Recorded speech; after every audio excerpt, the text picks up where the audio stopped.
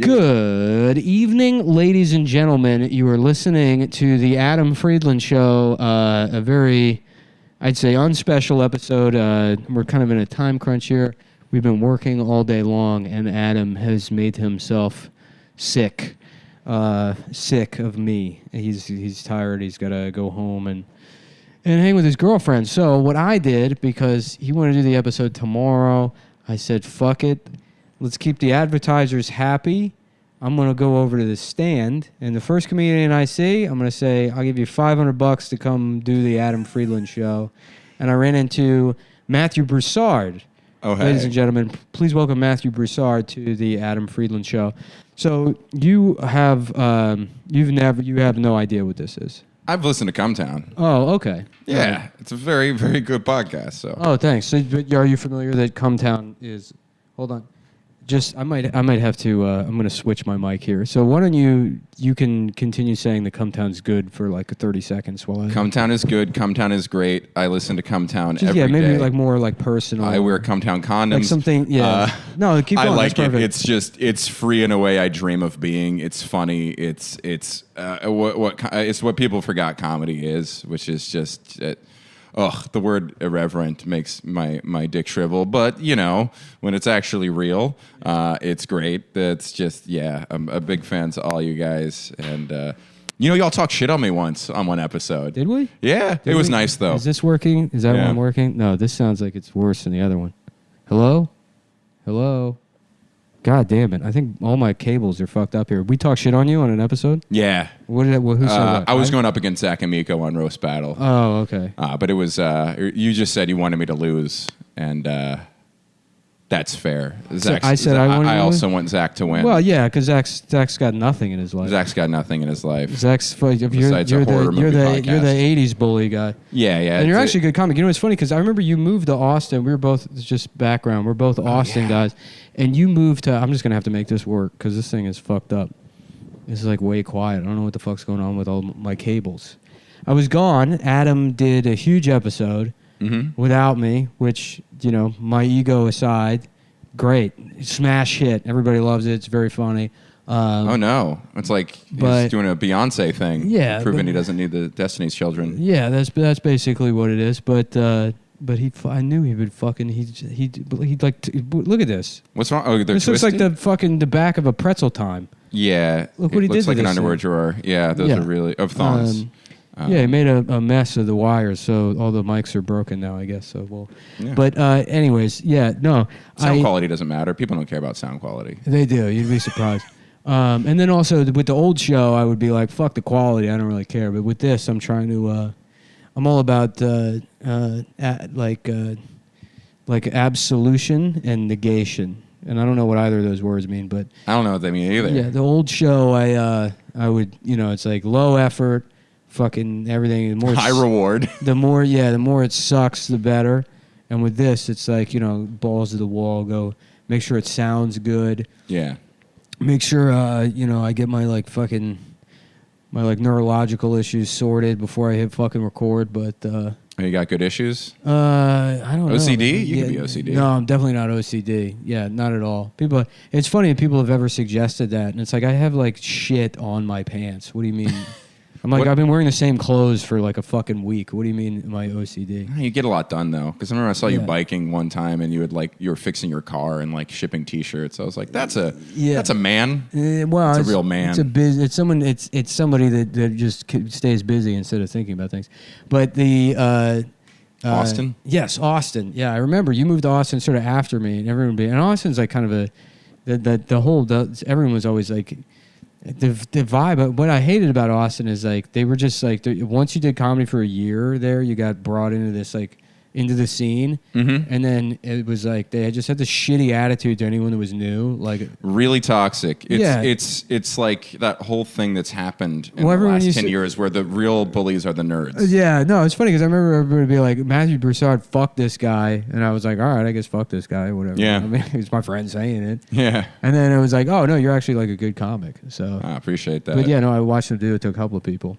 Yeah, they just don't like. Yeah, they love like low effort comedy. They love at that time there was like they had their 10 minutes that only worked inside the perimeter. They couldn't perform at bar shows and like right. Well, suburban or rural areas. Yeah, the Austin scene was kind of set up for like people at the time because like people would get their contest set ready. Yeah, and then they would spend the entire year thinking about the funniest person in Austin contest.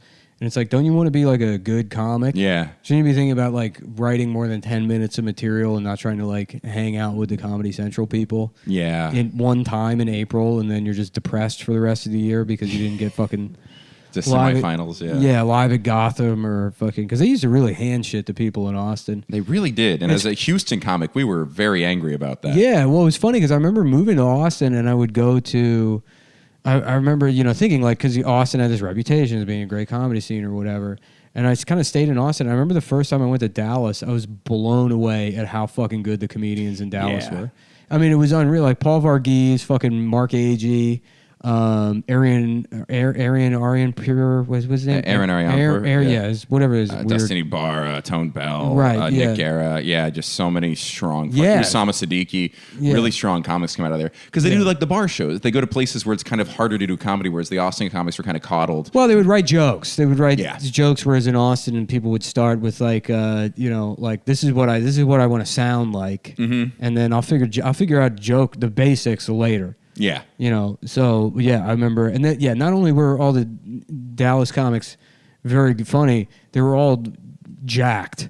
All of them were like, they were all just mad. I remember going to one show, and it's like, is everyone on this show a fucking firefighter? I don't understand why they're all just massive just guys. hardy people. Yeah. There's another thing about Austin that someone pointed out to me later was that there was an alt scene and there was the club, and the club booked the best alt comics. So there was no divide between alt and club. Yeah. So there was that was their core clique that got to like cast you aside. Yeah. Like go in their little Facebook groups and be like, we're nixing this person. Yeah. And usually alt and club are good because they check each other. Yeah. Because whenever you hang around doing comedy for a while, you get some loser tagging along your group that you like, but no one will admit publicly they're a bad comic, and that's when the other group comes in. Like, I think it was just it's like a group. I mean, Austin suffered from getting that attention because people want to go. It used to be Austin was a cool place. Yeah, it really was like 15 years ago. So people wanted the Comedy Central wanted to go hang out there. The fucking bookers for JFL wanted to go hang out there.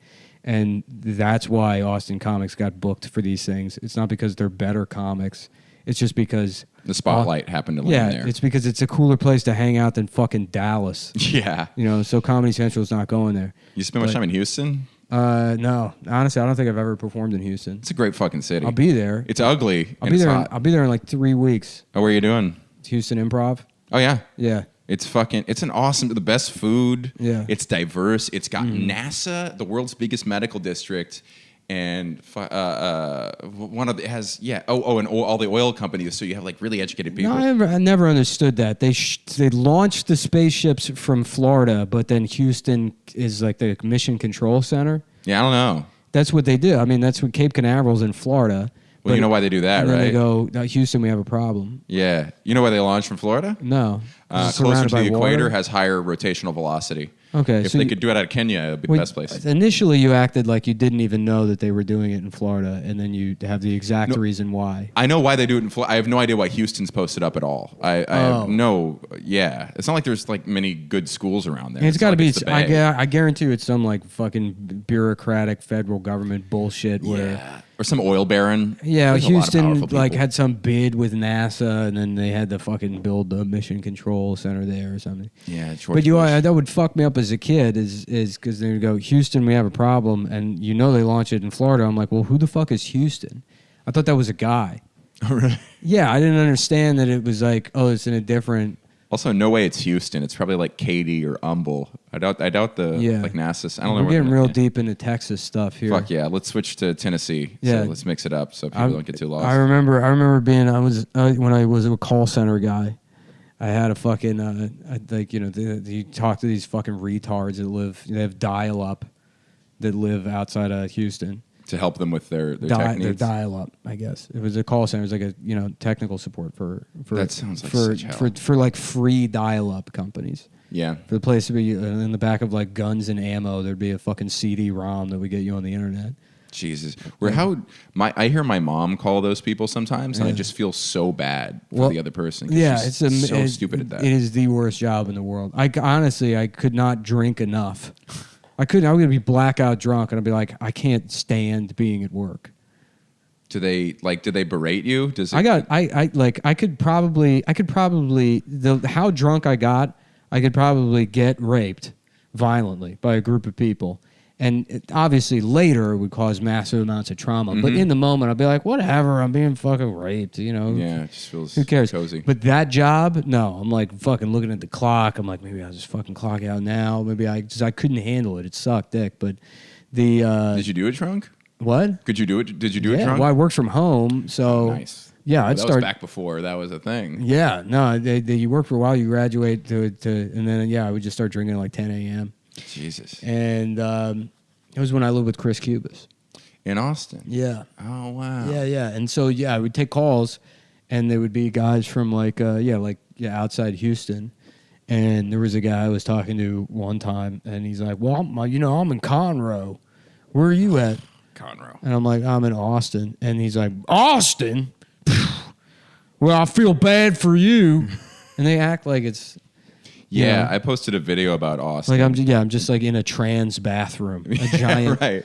They're like, Austin's a liberal shithole, fucking welfare state. It's not Texas. Yeah. Now it's the Bay. Now it sucks for different reasons. Very different reasons. It sucked. It sucked in a lot of different ways. Well, it's funny that those guys ended up being right about Austin. That it was. That it turned. Well, now what Austin is now is what they always were like. Oh, that's what Austin is. It's a bunch of me's. It's a bunch of dudes who look like me, a bunch of tech bros running around. They actually did take. They should have kept me out. You know what? It's rich Texas women with like their dad's oil face going to Equinox. Yeah. Just like women that look like Jeb Bush. Yeah. That's always because I went to a private school in Atlanta, and my parents always like told me. Whenever I was like feeling like I didn't fit in, they were like, "You have to understand, these families have generational wealth. So it's the richest guy marrying the prettiest girl, and then their kids are rich and pretty, and then their kids will find either the richest guy or the prettiest girl, and they're just genetically better than you. It's a kennel club that you can't compete with. But every now and then, you're right, you'd see that old." Or whatever plantation baron face on a young woman. Yeah. And always bleach blonde hair. Is that better? No, this thing is dead. I fucking killed the board. Yes. And they get inbred like Habsburgs or whatever. Yeah. So then they really start to look fucked up at a certain point. Yeah. They always talk about like poor people being inbred. Rich people do it too. Yeah. Because they want to keep it in line. Well, rich women from generational wealth, they get that fucking like that thin-lipped kind of William F. Buckley mouth. Oh yeah, look like a bird. Yeah. Yeah, less like a bird, more like, like a little dinosaur or something, like a proto fucking bird. Yeah. Back when they were all flightless. Also, it's kind of unfair that we put inbreeding just on white people. I have this theory that white people are just so uptight about race that we're afraid to assume. I figured out what the problem was. Oh, you found it? Yeah, I had a like the decibel cut on this one. So. Just in time for my racist theory. Let's hear it. The racist theory about why rich people do what now? No, why white people inbreeding is such a that's what white people do. Mm-hmm. I'm like, I think every race does it. I think white people are just afraid to ask people of another race if they're related. Yeah. We're like, I don't want to assume they're brother and sister because that'd be racist. Yeah. And then they just get away with incest. Yeah, it's like, how do they know? Because they all look so similar. You know what I mean? Do you have inbreeding in your family? I don't think so. I would imagine that I have inbreeding in my family. I don't even know. Probably. I mean, my grandparents were second cousins. I learned at my grandma's funeral. They met at a reunion. Yeah, that's crazy. And my dad's. Those were the Jews. Mm. Those were like Jews from Lithuania who came over in the 20s. Yeah, Jews, to get away from the. Why is it only the Lithuanian Jews that escaped? It seems like every Jew is either Lithuanian or Russian or like some kind of dog shit desert thing. Yeah. You know what I mean? It'd be like because all the other the guy that's like, I'm Jewish. It's like, no, you're a cab driver. You don't The Sephardic? Yeah, right. Oh, that's yeah. it. Well, they never got as persecuted. They just stayed in the desert. 'Cause, Yeah. like, the Jews split up. A bunch of Jews went to Europe or the Caucasus Mountains, and then they mostly bred with white people. So as long as the mother was Jewish, they stayed Jewish. It's so funny because if you weren't Jewish and you were saying all of these things, people would be like, this is the most racist. This is one of those like Richard Spencer guys. Oh, yeah. Yeah, because you look like a fascist. I look very racist. Yeah, Yeah. I look like an old money racist. Yeah. Yeah. Like the one who like organizes a rally but doesn't show up.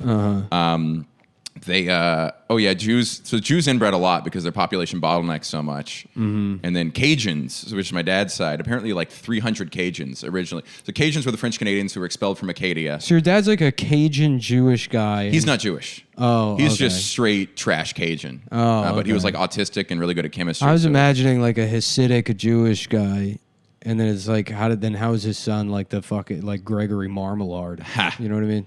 Yeah, I don't get that reference, but It's the bad guy from. what about Jefferson Darcy? Does that work? Marmalade? Is Marmalade fucking Revenge of the Nerds or Animal House? I know the. Yeah. Oh yeah, I know. I can picture him. Yeah. Why the fuck can't I remember that? See, this is what I mean by neurological problems. Yeah. How the fuck can I remember the name Gregory Marmalade, and I can't remember whether it's Animal House or Revenge of the Nerds. I remember all of the lyrics to all of the theme songs from the cartoons growing up. It's and Animal I can't House. Remember. Yeah. Greg Marmalade is the bad guy in Animal House. Oh yeah. He was like a surfer. I think I went on a Wikipedia binge on him. He was like a surfer who dropped out of college. Yeah. No, I look French, so I just got all my dad's French genes. But the Cajuns got kicked out of Acadia, and they all moved down to Louisiana. And apparently there were like 300 of them originally, and now they've spawned hundreds of thousands. So like, if you go up my family tree, you see Broussards in every direction. So that is like that is inbreeding. They're right? very inbred, yeah. It's sort of the source. And not very healthy, not very educated. And then Beyonce is a descendant of the Broussard. There was like one Broussard who like led the rebellion, Joseph Broussard. He was like our hero, and then like his great granddaughter is Beyonce. So that's not a fun story about why she's So it's technically illegal for you to fuck Beyonce because it's incest. Oh yes, Yeah. yeah. That's the only thing holding me back. Yeah. Yeah. So whenever people are like, would you fuck Beyonce? You're like, well, yeah, obviously we've talked about it. Yeah. But we're related, so Our I kids can't. would come out beautiful. Yeah. And Do you think she's hot? Would you fuck Beyonce? Yes, but That's I'm not weird. like You would not like jaw dropped over her. You would think that your brain would be like, oh, gross, no. Because she's black. No, because you're racist. No. Because you're related No, to her. because she's half white. It's okay. Yeah. Or whatever part white. Now, do you think you're on the black side or the white side? What's that? Do you think you're on the black side or the white side? Of Beyonce's You got to be history? careful with a black. Like if you go, I'm on the slave owner side. Right, of that exactly. one, yeah. Go tell a black person I'm actually related to Beyonce. It's not fun. Yeah. And I do a bit on stage about how there's no famous Cajuns, and I'm except for like Ellen DeGeneres, I'm so afraid someone's going to shout Beyonce. And we're like, yeah, that's Yeah, I remember That was reading a black girl one time, and like she was black. This girl was dark, and her last name was like Giambattista or something, and it was like it's wild to imagine like just a fucking WAP slave owning family at some point in the past. yeah, They're like, dude, you did the fucking spaghetti wrong. yeah. How do you fuck up a ragu? You know what I mean? Yeah. And it's like, because, they're Why I oughta. The reason Italians are racist now is because they never got that. None of them had He doesn't slaves. use a whip. He whips off his Gucci belt and uses that instead. Yeah. Right.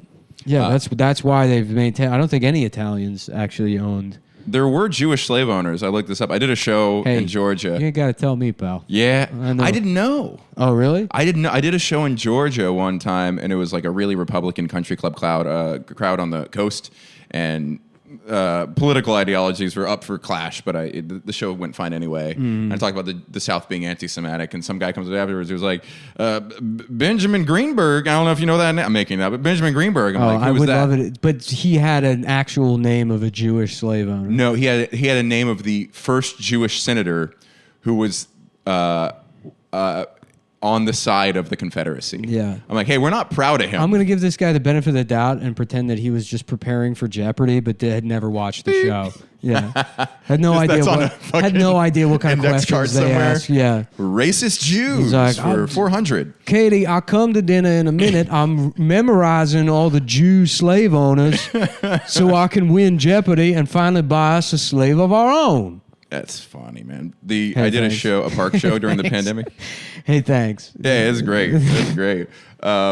I did a park show during the pandemic, and I was like closing out this park show. It was going like decently well for a park show. Yeah. And I did. How 10 excited minutes. were those Shakespeare in the Park fags for coronavirus? They finally, they're like, oh, this is going to come back. Yeah. I'm finally going to be the next Robin Williams or whoever the fuck did that. It's my time to shine. Because people, like famous people, it sounds like started off at Shakespeare in the Park, I think. Yeah, but I bet during the pandemic, like Alec Baldwin was like, let me do it. That was the thing. The pandemic, a bunch of people like lowered, like movie stars started doing TV shows, theater comics started doing clubs, so maybe they got edged out right away. Yeah, Tom Cruise had a job at Journeys. He got bumped all the way down there. Fuck, a tough guy with his size 4 shoes. Mm-hmm. Did this park show. I'd done like 10 minutes, and I was like, I said, I'm Jewish. Any Jews in the audience? And a couple people raised their hand. I go, oh, you're Jewish, you're Jewish, you're Jewish, you're Jewish. Cool. And the last girl was black, and I'm like, it's Brooklyn. I'm not going to make anything out of it. And she was, and then as I started the joke, she goes, bet you didn't expect a black girl to be Jewish. I was like, oh, cool. Which side? Mom's side, both sides? She was like, she Ethiopian? She was Ethiopian Jew. I'm like, oh, cool. That's great. Yeah. And I tried to start my set. She was like, you're very racist. I was like, I didn't talk about race. She was like, white people can't be Jews. The only white people that are Jews were actually a group of white Caucasians. So she's like a Hebrew Israelite. Yeah. And she was spouting this whole thing about... Meanwhile, I guarantee you the most racist white guy in the room was like, Preach. Fucking church, sister. Dude, the horseshoe spectrum is real. Yeah. You go all the way to one extreme, they all sound alike. Right. And the funny part, she didn't even look I Ethiopian. guarantee you cannot find a single like Nazi. There is not a single far-right guy in the world who has anything but absolute love in his heart for the black Israelites. Dude. There's not a single one that's like, fuck these guys. They all love them. You know who David Duke is? Yeah. So the guy before him with that role? Mm-hmm. Benjamin Greenspan. Yeah, that's right. Is that a Jew? Yeah, whatever his No, name I guess was. he can't be. Yeah. Yeah. Oh, you're calling back. Okay. Yeah. Right.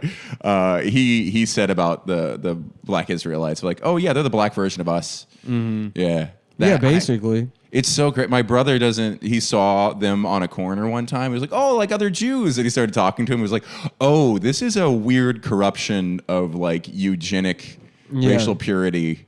Yeah. Yeah. I think it's odd. It's hilarious. But I mean, I respect them because they're trolls. Yeah. That's all they are. I gotta do a little ad read real quick here. Today's episode is brought to you by MyBookie. MyBookie.ag. And so are you an NFL guy? Sure. Are you? No. Oh, damn. I was going to ask you. I don't give a fuck about anything anymore. So I don't like...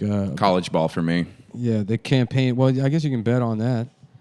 So if there's big... What are you betting on? You bet? I'll bet on Alabama just for safety. Okay, well, you can bet on Alabama at mybookie.ag. And so here's the copy. I'll just read the copy. Sorry, Joey. If Adam were here, he'd put a little more ass bone into this. While the Chargers/Chiefs prepare for a battle of the AFC West on Thursday night, prepare your winning season at mybookie.ag. Some like to bet to earn and some bet to make the season more exciting. Either way, MyBookie gives you the most for your money with a double deposit bonus.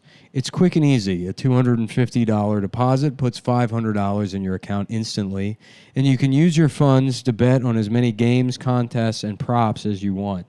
To claim your bonus, register today and use promo code either Cumtown or Cumtown20, or I think maybe the Adam Friedland Show or TAFS20 or the Adam Friedland Show 20. I forget.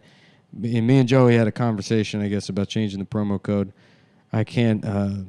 It's one of those. And I don't know if we settle anything. So do that, and it's designed to add more excitement to the games and sports you love. That's promo code, whatever it is, to double your money, up to $1,000 with MyBookie. It's only week 2 of the NFL season, which means there's still plenty of time to get in on the action. Don't miss out. Begin your winning season today exclusively at MyBookie. So, yeah, what are you betting on? I'm betting on Alabama. Alabama. SEC all the way. Now, is that based on your personal, like, emotional connection to Alabama, or do you think they're a better team to win? I just think they're the best team. Oh, okay. Because it's all they do down there. Win. Yeah, it's football. Yeah. SEC. They breed for it. They select for it. But Alabama isn't the only school in the South. No, but it's like they have nothing else going. Like Georgia has like technology and film, and Florida has tourism, and Alabama they have NASA. Yeah. No, Yeah. I remember stopping at a gas station in Alabama. It could have been Mississippi, but I'm pretty sure it was Alabama. And I've spent very limited time in Alabama. Yeah. And I was in there, and it was like, is this the English language that people are speaking? Yeah. Which is worse, Mississippi or Alabama? I think they're both kind of on par. They're the same shape. They're just like one. It's like New Hampshire and Vermont. Yeah. Wow. It's like they just weigh. They're like, this is two things. Yeah, I haven't done comedy. There's only 6 states I haven't done comedy in, and those are the last 2. Vermont. Those are 2 of them. No, Mississippi and Alabama I haven't performed in. Okay, I performed in Mississippi. Actually, I had a great time in Mississippi. Yeah. I figure the cities in those places are really cool. Like some of the coolest cities you ever go to are like blue little bubbles in red states because they feel like they have to like make up for everything going on around them. Is that West Virginia? I don't know. I think a lot of them suck actually. Like I heard, what is it? Mobile? Is that the big city? Mobile. Yeah. Huntsville, Mobile. I was told that is a absolute shithole. Biloxi. Oh yeah, sucks dick apparently. That's where my family's from, Alabama. So half my mom's side. It's a shame because Biloxi's a great name. Yeah, it is. They got fun names down there. All the Native Americans they wiped out. But they have stuff after them. More fun name because Jersey's got a lot of Native American. Jersey's some of the names in that fucking state are absolutely retarded. Like what?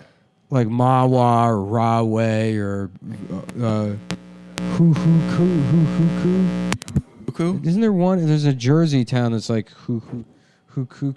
It's like Ho Coon. Well, they're like a mix in New Jersey. It's like either like Westminstershire or like Macomawalk.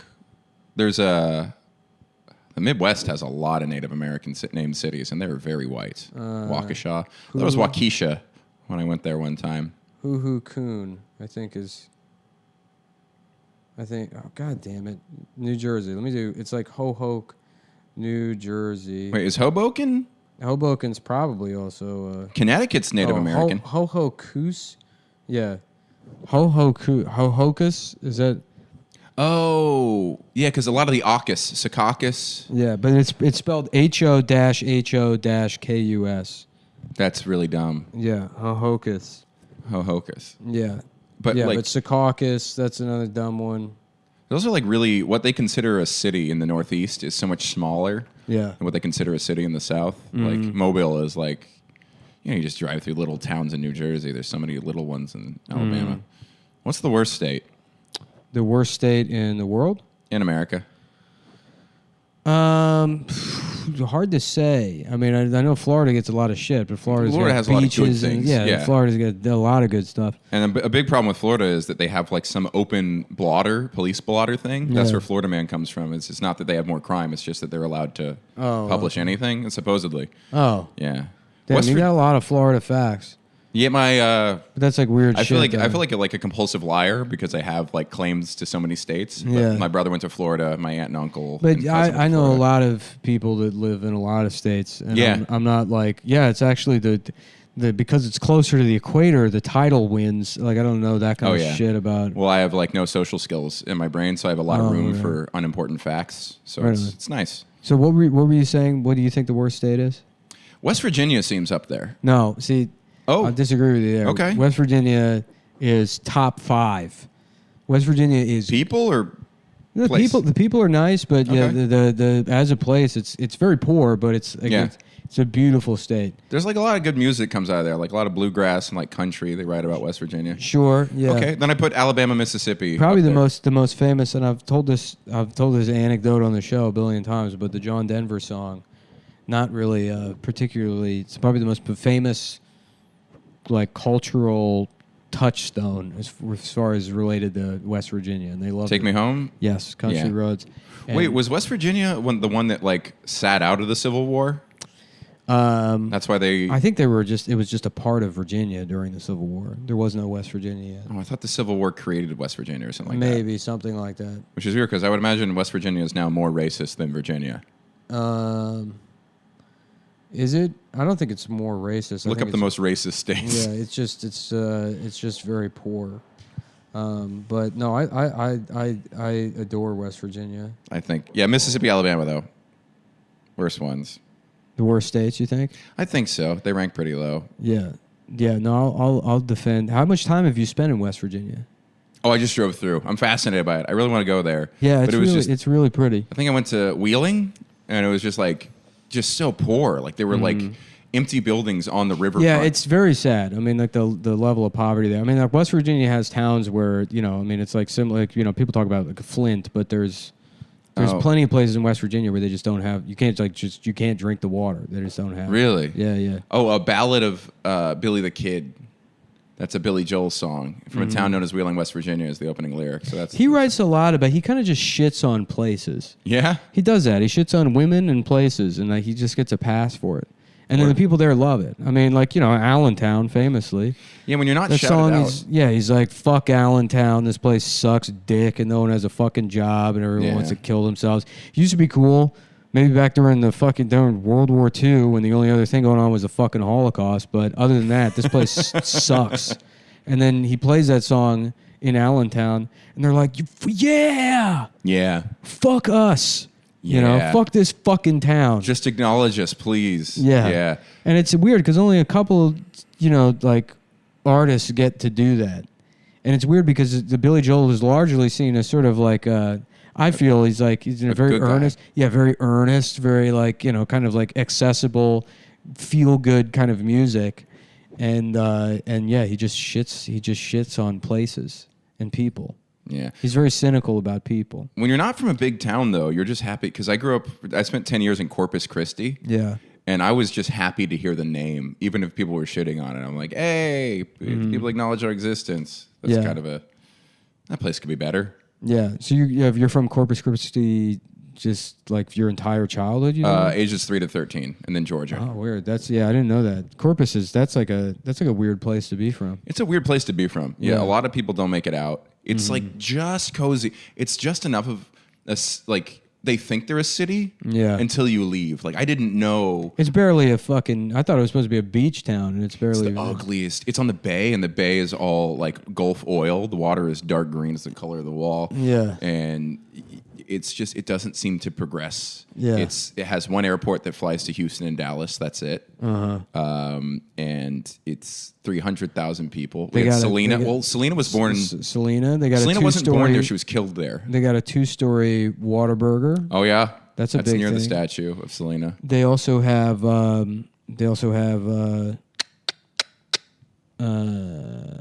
Oh, no, this is not even important. I just did a show there, and they had an Outback Steakhouse. Yeah, we were really excited when we got a Cracker Barrel. That was a big fucking deal. Yeah. No, I remember at that Outback Steakhouse getting the bloomin' onion, and then also the bloomin' burger. What is that? What's that have, like, bloomin' onion on it? They put the bloomin' onion on a burger, basically. You're a healthy guy. At the time, I mean, those were.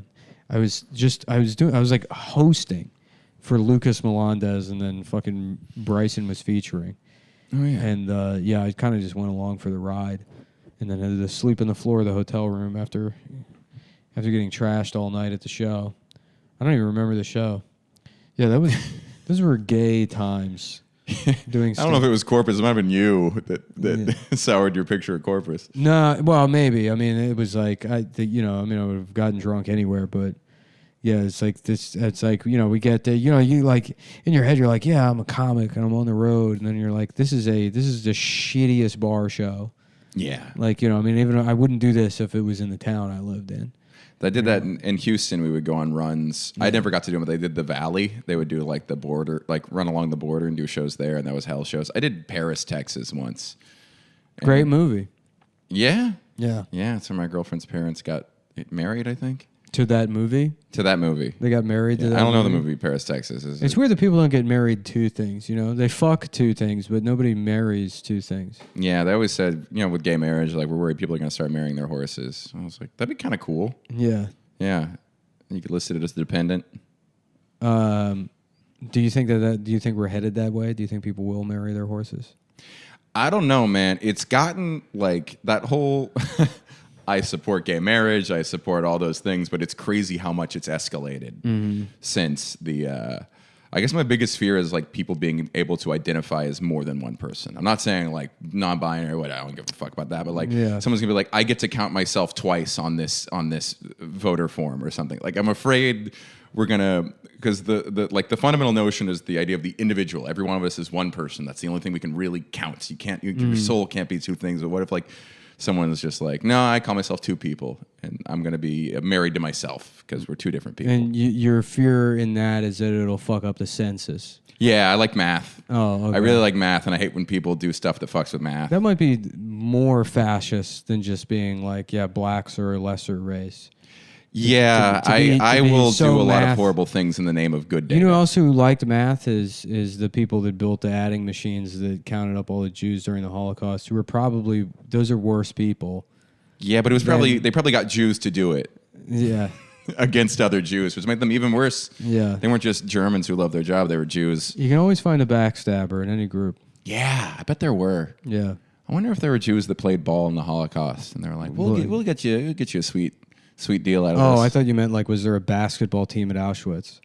Oh, fucking. Yeah, that's what when you said that. Good ups. I forgot that played ball is an expression. Oh, play ball. Oh, yeah, like crooked politicians. Yeah, I was imagining like a really shitty movie about like an upstart kind of. They're like, yeah, we may be in the death camp, but that doesn't mean we can't be the best damn. Yeah, the Auschwitz Bobcats. Yeah, just like slap shot, but with Holocaust basketball. They're like, look, we're all gonna fucking die. We might as well be the most violent basketball team. Oh yeah, fucking in Poland. throwing elbows. Yeah. You ever see that movie Slapshot? No. Great movie. God, I don't know any of your references today. Well, the Holocaust was there was 6 million Jews. But that didn't happen, right? It's disputed. I mean, I think it happened personally. Personally? Okay. Yeah, personally, I believe in the Holocaust, but I also still believe in Santa. So, you know. So the Holocaust is as real as Santa. Yeah. Famous last words. Why? What happens? Do you die after you say that? If you say that 3 times, the Holocaust happens again. Interesting. So it's like a Candyman. What's it? Candyman or is it Bloody Mary? What was the blood? You remember Bloody Mary? No, what was Bloody Mary? I don't know. Candyman was you say 3 times. Yeah. We said it twice, so we shouldn't say it again. Yeah. Yeah, I think it was a Bloody Mary. His girls would be like, if you say Bloody Mary in the bathroom 3 times, the lights go out and the mirror fills with blood. It's like, shut up, you dumb bitch. That's not what happens. All those dumb superstitions. It's like astrology. And women stay believing that shit. You think they'd stop, but they continue with that throughout their whole lives. Are you superstitious? No. I do one thing. I judge people who are superstitious, but I say rabbit. I don't even believe in like actual provable causality. You know what I mean? Yeah. Yeah. I'm the same way. I can't be like, oh, if I carry this lucky totem, something will happen. I don't believe it. I'm like, oh, if I drink and drive, something bad will happen. Even though it's demonstrably true that something bad will eventually happen. You're more likely, but to me, no. So how could I be superstitious? I believe that. I think I can continue. I think I can smoke cigarettes for 20 years, and if I quit now, that it's like, well, you only get cancer if you smoke. Dude. Until you get cancer. Have I told you about these? What is that? Zyn? Zyn. It's nicotine. Non-tobacco nicotine pouches. So it's like snooze, but there's no tobacco. Mm-hmm. And it's very addictive. I don't recommend getting started. I've never smoked a cigarette in my life. I just bought these at a gas station one day. Mm-hmm. And I've tried to quit 3 times now. And they don't know. They don't know if it's bad for you. Right now, there's no proof that it is bad for you. But I also understand that those industries will spend a lot of money to hide that information. Mm-hmm. So I am the guinea pig. I am the experiment. Well, that's why like the vaping stuff. Like they didn't think the internet was going to be bad for people. Now that's like it's maybe the worst one. Yeah. Like looking at social media now, like this is. Have you seen the stuff that got released with like the whistleblower? With the Google whistleblower, the guy that dresses like fucking Willy Wonka and the kid that he turned into a blueberry. What's that fucking guy? The guy that was the guy that was like, Google made an AI that's real.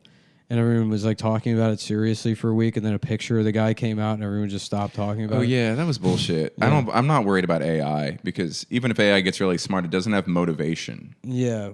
So what were you talking about? So someone at Instagram like released internal documents. Maybe it was Facebook of like they knew the addictiveness of it. They knew that that they only make money off of clicks and views. There's no quality control. Yeah. So if you make things as upsetting as possible, people can't log off. And if they get angry enough, they leave comments. And if they leave comments, they see more ads. They knew all of this and they acted off of it, which is, not surprising, but just to see them explicitly say this in their internal memos, you're like, oh, you're as bad as the cigarette companies. You're as bad as, I also think like junk food companies hopefully will one day look at them as being as evil as tobacco was, as the global warming denying oil companies are. You think that it will look at the social media or the internet as a whole? Social media more, because YouTube can be good. Yeah. You can find good shit on YouTube. But that is social media. Yeah, okay. Oh. Yeah. Sorry, what would be the bad internet that's not social media? I almost forgot. Today's episode is also brought to us by Super Speciosa, which hopefully that's still their fucking name, because they changed the name in a lot. Super Speciosa is a Kratom website. You go to superspeciosa.com, where they offer lab tests since 2016. They've been perfecting certifiably reliable ways to bring your Kratom as it was intended, unadulterated, untouched, uncompromised. And they got, look, have you ever had Kratom? No, is it fun? No. I'm down to try. Well, let's say this: it's not fun, but it works. What is it supposed to do? It's like I don't know, it's some weird like jungle drug that fucking like poachers chew. But then some fucking, I'm assuming a tech guy figured out that you could import it. And so now there's all these Kratom companies, and they dry it out. They give it to you. It's like a powder. It's like a dirt, basically. Does it make you trip? Does it make you energetic? Does it make you chill? It's and I don't know if you're supposed to say this, but because I think they've explicitly told me not to, but it feels like taking a Percocet and having a cup of coffee. That sounds nice. Yeah, it is nice. It's mellow. Really pleasant. It's mellow. Some people have said that it makes them nauseous, but I kind of associate that nausea with taking painkillers. So it's like a familiar, I'm like, oh, I'm nauseous. That means this is working. Yeah. Like when I take acid, I get jittery and cold. I'm like, ooh, it's about to get fun. Yeah. So since 2016, they've been perfecting certifiably reliable ways to bring you Kratom as it was intended. I already read that part. They got a yellow one. That's the White Mang Da. White Mang Da. That sounds kind of... Sounds like a city in New Jersey. Well, yeah. Yes. Now it's my turn to say that's very funny instead of laughing. Yeah, White Mang Da. But it sounds like an Asian guy being like, White Man Die. Oh, yeah. It sounds like a character that a white Mang Da. Yeah, right. That would get him in trouble now. They got the red Bali and they've got the green Malay. And so you can get all of these as a powder if you're, if you're let's call it a more enthusiastic user. You can do the move where you take fucking 4 giant tablespoons and dump them in the fucking cup and swirl around. They only recommend taking a much smaller amount. But is it a drink? Yeah, you drink it. Coffee? They also come with capsules and like these little tabs that are just the powder pressed into like a Smarties, basically. Well, Nick, you sold me. Yeah, and the fucking the capsules, those those are a little more convenient if you don't like the taste necessarily. That's the way to go. Now you get 20% off your first order. I think just by clicking here, but they have some special order.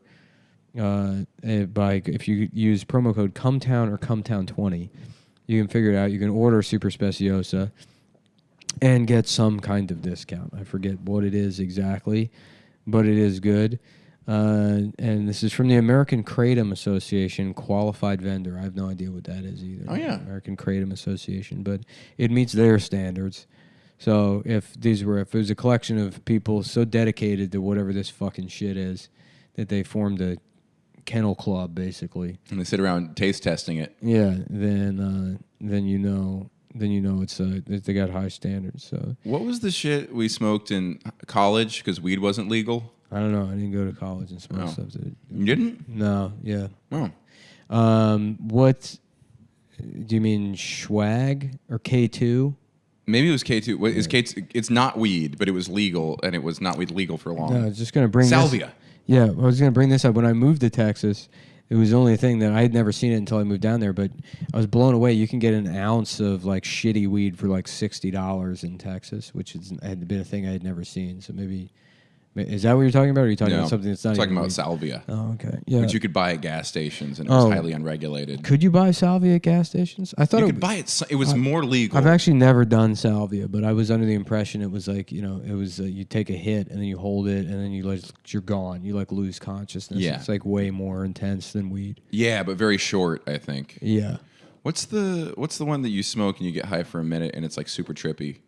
DMT. Yeah. Yeah. That's fun. Do you still do you avoid drugs No, now? yeah, all of that like really hallucinatory or psychoactive shit. Like really, I have no interest in doing any of that. You don't have fun with it? No, really, since I quit drinking 10 years ago, the only thing I would do is cocaine, and then I kind of went off the rails last year, and then as of February, I haven't done any cocaine. But last year, I was doing it like fucking every other day for. It's expensive. I was just around, dude. I think cumulatively in 2021, I probably spent like $500 on cocaine. That's not much. Yeah, it was just fucking constantly around. Jesus. Yeah, it was all over the city, dude. Like everyone, you know. It's making a comeback. Yeah, I mean, especially it seemed like when people found out there was fentanyl in it, that people started doing it more. Yeah, it's scary, dude. It's yeah, killing a lot of people. It was funny because like and I've like made this point, but going into the pandemic. Like, you know, if you're like, I felt like, look, you shut the economy down, you take people out of work, they're going to be home, like drug deaths are going to go, and it's not my like, I had the you know, like people predicted that, yeah, drug deaths are going to fucking go up. And you imagine drug deaths going up and you think like, yeah, the guy that lost his job at Walmart doing, you know, fucking heroin out in the woods. Yeah, he's making $500 a week doing nothing. Yeah, and then I look around, like me and all of my friends are just now fucking just drug addicts. Yeah. There's all these warnings about like, oh, there's fentanyl in the coke. There was a comedian's. I remember there was remember some girl and like 3 comics out in L.A. They died from like fentanyl, and then I think I was like, in the Blowfish's house. Yeah, I think I went out and did drugs that night. It's like you just don't like. I didn't even think about it, but. I don't fuck with cocaine. I have gotten more substance dependent, like in the last year or two. The pandemic was very weird, and it's like I don't, and I think a lot of the problem is that like nobody really made any kind of like good like pandemic art. Nobody's really done anything that really addresses like on an emotional level the sort of shared trauma of the last 2 years, and because it was this global thing that everyone was subjected to, no one was exempted from COVID. It was really horrible. It's like, and it's kind of like, you know, certainly in the scope of modernity, like unparalleled. There's, you know, we haven't had like a global fucking plague like that, you know, so highly condensed, regardless of like the, you know, like fatality rate of COVID or whatever. COVID was this global kind of shared trauma that affected everyone's life. And because it affects everyone, there's no way to really think about like what is the impact of that on me, or as an individual, because you know it's like a fish in water. Yeah, you know what I mean. Yeah, you don't notice. I mean, it took a toll on me. Yeah, I think that's why part of why I started doing nicotine. I started doing more acid, though I don't think acid's a terrible thing. Therapy became really popular. Yeah, like, a lot of little things have changed that I forgot. Like therapy is like super popular now. It's the I just went to see a therapist yesterday. First time? Yeah. Really? I mean, here and there, I've gone to a therapist for the quote unquote the first time, like maybe 2 or 3 times in my life. But I think I'm going to try and like just stick with it this time, mainly because it's like I'm so busy these days that I have to like outsource my introspection. I feel like I really do not have the time to sit around thinking about how I feel anymore. I do think happiness is based a lot around just being too distracted to analyze yourself too. I think self-analysis... Over-analysis is one thing, but my problem is that I'll and I think I don't know if I've said it, but I'll you know, I did Helium in Philly, and that's my favorite club. When I was like in my early 20s going there, that was like such a big deal to go. You know, I loved it. I had a great time. And like now I've like gotten back into stand up, but now I can like sell out and I have my own audience. I can go to Helium in Philly and sell out all the shows, and it's great to be back. And like, and those shows were good, with the exception of like I feel like, you know, the late show Sunday I wasn't really hitting, but the rest of it was like fun. And it's like, you know, I should be able to be like grateful and happy or whatever, and I'm not. And then your head is like, well, is it this? Am I like dissatisfied with this? Like, what is it? And the fact that I can't like pinpoint why I'm not able to enjoy this thing is like indicative of like I really don't have a grasp on what I'm feeling at all. And in the last like 2 years, it's like I've just let just one thing after another kind of pile up in my personal life, and I just fucking like okay, either drugs or work or like I'll like just consume media or something. I've distracted myself too much, and so yes, there's like. Certainly, you can spend too much time like fucking overanalyzing yourself or nasal gazing to the extent that you like exacerbate fucking depression. But I really don't think that's my problem. Okay, yeah, that's my problem. I'm not busy enough, and I typically seem to when I'm stressed or overworking. At least I'm not like depressive and being like, well, why can't you appreciate things? So maybe I need to get. And you got to be careful too if you do like creative work or whatever, and you try to because I have friends that clearly they're depressed. Like my friend like came and helped like work on this stuff, and I don't know if he's depressed or not, but like you can tell when somebody's like stressed in their life, and like some people turn to drugs or alcohol, or some people just like bury themselves in work, and that can be like even more nefarious because it's like you can tell yourself like I'm making money, I'm being productive or whatever, and it's like okay, well yeah, but you're like just not addressing your fucking mental health. You're sleeping like 4 days a week. You're causing problems in your interpersonal life because it's like well you can just say it's work. It's a sort of like noble pursuit, but even when like doing creative work, there's another poisonous aspect of it. Is like if I'm like fucking like okay the Adam Friedland show, I'm gonna put everything I can into this. Instead of like thinking about things and go 100%, I can work, and throw everything into it. But the second it's done, like each iteration of it or whatever, and I watch it back, and it's like whatever feeling of escape working on the thing gave me, I'm not seeing it. It's not as funny as I want it to be. It's not like it's just a thing. It's just another thing. Then that like fucking kicks my legs out from under me even way more. Than like if like within where I started, because then it's like oh why it's like this is fake too. I might as well fucking go get fucked up or whatever. But these are the reasons why I do think I need to like I just at this point I just have to like be like talking to somebody kind of regularly. Well, it sounds like you're a toxic mix of both because my girlfriend is like you. She works too hard and then she's tired and stressed, and the only way to cope with that is by working even harder. Yeah. Until she just spins out and crashes. Yeah, that's I do that. Yeah. And well, she's a creative too. She does comedy, but that's not her day job. But like what you do is a mix of both because that's what I do. Is stand up's my primary thing, and you can work on stand up, and it's still not good enough. Like for most jobs and tasks, if you put in the proper work, you have a product that is complete or near complete. With creative work, you can put a year into something and be like, oh, this is complete dog shit. Yeah. I hate this. Yeah. There's no completion. Well, that's what I mean. And it'll always be that, unless you're a shitty comic. It'll always be that. And then, but that's why with any creative work, regardless of what you do, you have to be very careful, like making it like this is going to be the thing that has to make me happy or is a distraction from these negative feelings I have.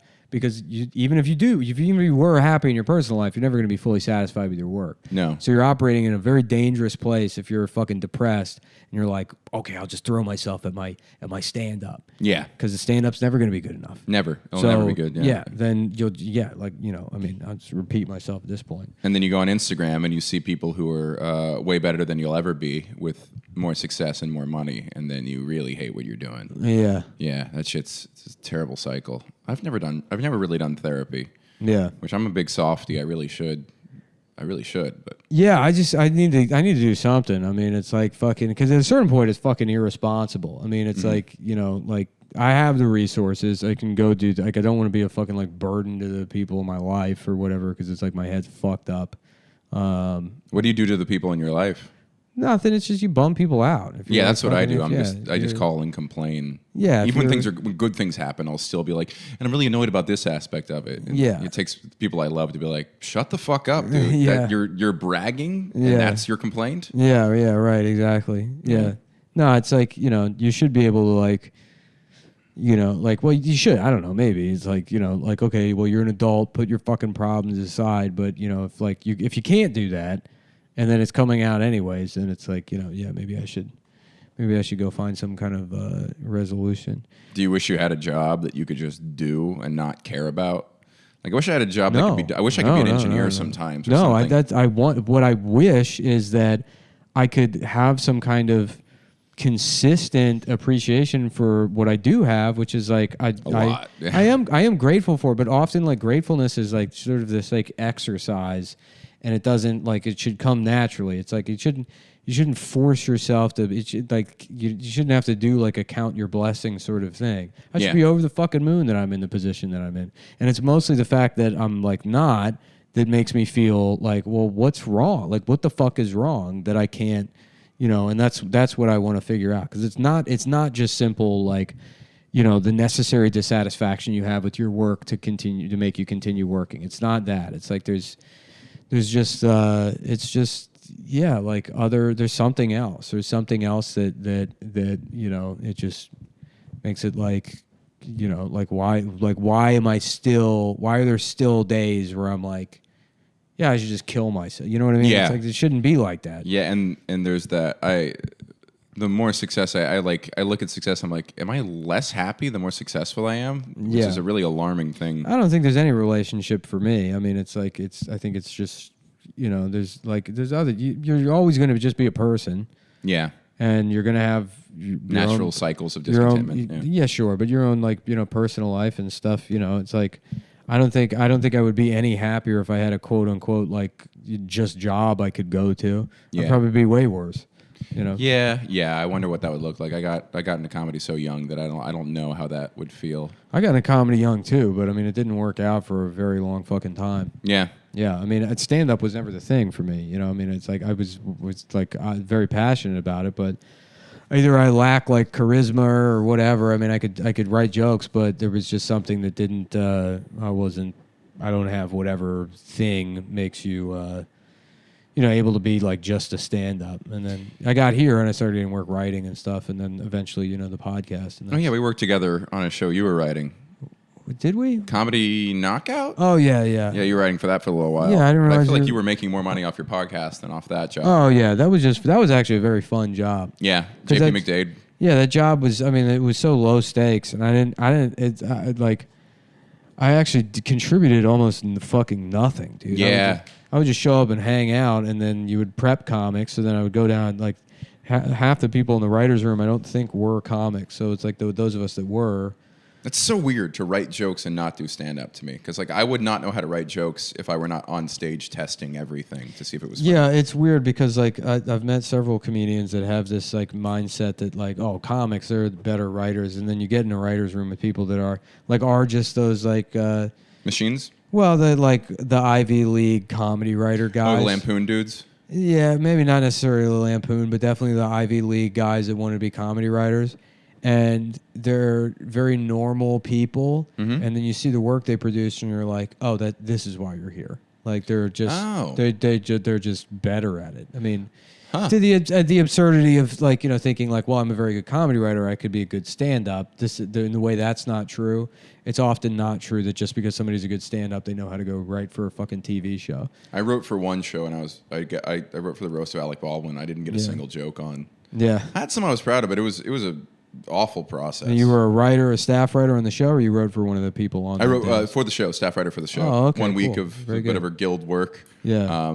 We just sat in the room, just typing silently. We didn't work together really. They would just say write jokes all day about whoever, either 16 people, or whatever. Combinatorically, this person joke about this person by this person, this person. They didn't give us much assignments at first, and every day at 10 a.m.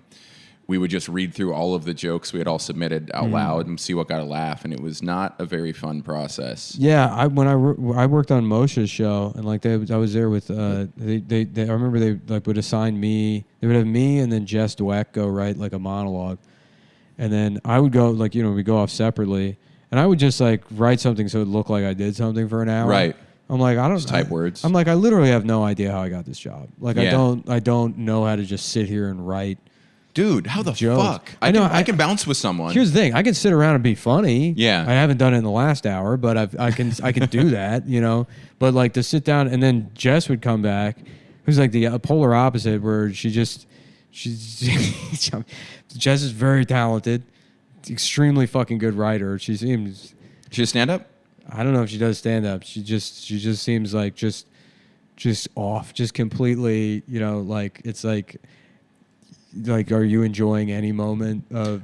Just mechanical, militaristic. Yeah, kind of. But then you'd see her. Right? I mean, she's just very fucking tight. Like they're just jokes. Like so, we would turn it in, and it would almost be like in like The Simpsons with the fucking like Lisa's friend who's like dad is rich and like she's like really smart, and they're like, okay, Michelle, time to play the anagram game. The fucking the Alec Guinness joke. Genuine class. And then Jeremy Irons. Yeah, I mean, that's how Iron. I felt. She's turning in genuine class, and I'm struggling to relay a Simpsons joke that I've seen a billion times. Yeah. Yeah, writing jokes just for the sake of writing jokes is like the most miserable. You just you instantly start hating yourself. You're like, let's just try to think of something funny, and this voice in your head is just like, you suck. Yeah, the world's not fun. You got a hard out at 9, so I want to thank you for being here. Hey, thank you. Apologize to the fans of the show that had to sit through just my meandering talk about mental problems in West Virginia, but. Matthew Broussard, you saved the show. Thanks for coming by. Hey, thanks for having me. Thanks Tonight, for $500. You got anything you want to plug? Yeah, I'm going to be in Texas, San Antonio, Austin, and Dallas in October. Tickets at Broussard.live. Very good. I will be at Indianapolis this Friday and Saturday at Helium Indy. Buy those tickets. Next week, I'm at Zany's, Nashville. And then I think after that, the Improv in Houston. And as always, if you want to check it out, Adam worked very hard on it. He went above and beyond and produced a very special episode of the Adam Friedland Show that you can check out that he did this weekend on patreon.com/TAFS for the Adam Friedland Show. It's patreon.com/TAFS. Thank you guys. Good night. You guys, good night. You guys, good night. You guys, good night. You guys, good night. You guys, good night. You guys, good night.